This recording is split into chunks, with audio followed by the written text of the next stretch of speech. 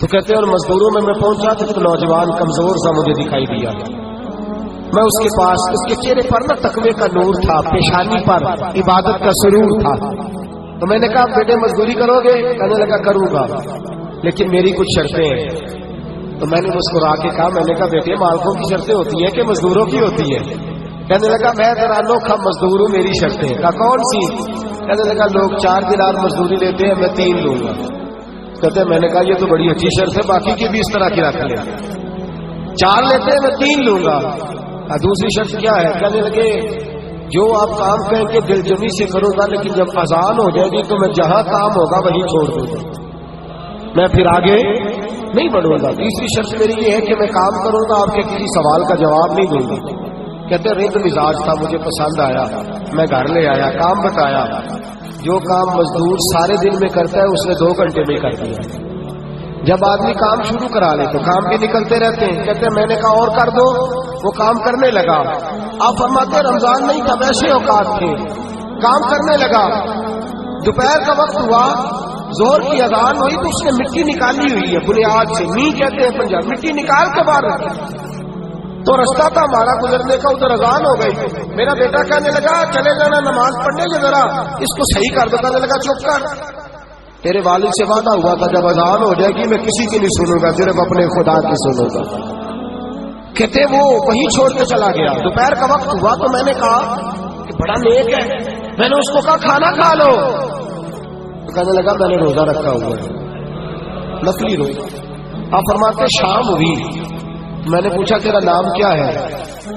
کہنے لگا میرا آپ سے وعدہ ہوا تھا کام کروں گا، آپ کے کسی سوال کا جواب نہیں دوں گا.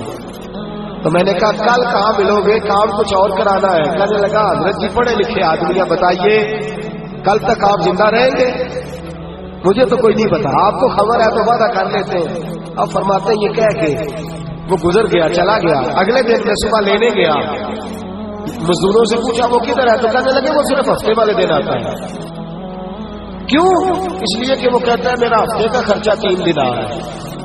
جب میں 3 دینار کما لیتا ہوں باقی سارا ہفتہ اللہ کی عبادت میں اور محمد پر درود پڑھنے میں گزار دیتا ہوں صلی اللہ علیہ وسلم. فرمایا اب نہیں آئے گا ہفتے والے. فرماتے میں ہفتے تک میں نے انتظار کیا، ہفتے والے دن دوبارہ لینے گیا، لے کے آیا، انہی شرطوں پر دوبارہ کام کرایا. تیسرے ہفتے، چوتھے ہفتے پھر میں گیا لینے تو مجھے وہ ہفتے میں بھی نہ ملا.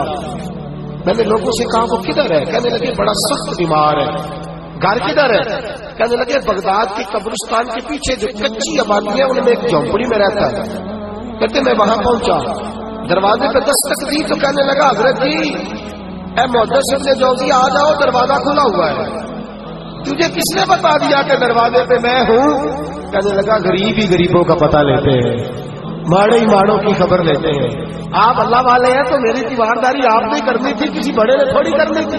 کہتے میں اس کے پاس جا کے بیٹھا تو تیز بخار ہے، آنکھیں کھول کے کہنے لگا حضور آپ آ گئے، میری چھوٹی سی مشکل ہے، حل کر دیں گے؟ میں کر دوں گا. کہتے ہیں جیب میں اس نے ہاتھ ڈالا تو 3 دینار نکالے. کہنے لگا میں آج رات انتقال کر جاؤں گا. ارش فرش سے بانگا ملیا، مکے پہ گئے شور، بلے شاہ سا نہیں مرنا، اے مر گیا ہی کوئی ہو، اے بارش شاہ نہیں مرتے، بارش شاہ نہیں مرتے جنہ کیتیاں نیک کمائیاں نے.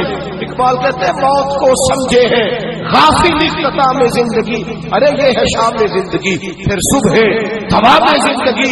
کہنے لگا پیسے رکھ لو، میں مر جاؤں گا رات کو، یہ پیسے لے لو، کل آنا جب دن کا اجالا ہو جائے تو میرے ان پیسوں سے کفن دفن کا بندوبست کر دینا، اور اس قبرستان میں قبر کھود کے مجھے دفن کر دینا. کسی سے کچھ نہیں لگ دے تے نہ کوئی ساڈا دردی، یا دفن کر دینا.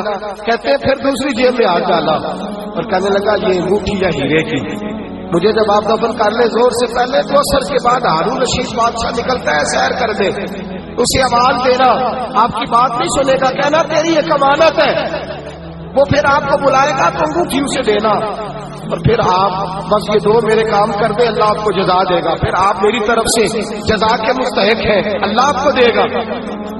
کہتے ہیں میں نے کوئی اور بات کرنی چاہیے تو اس جوان نے ہاتھ باندھ لیے.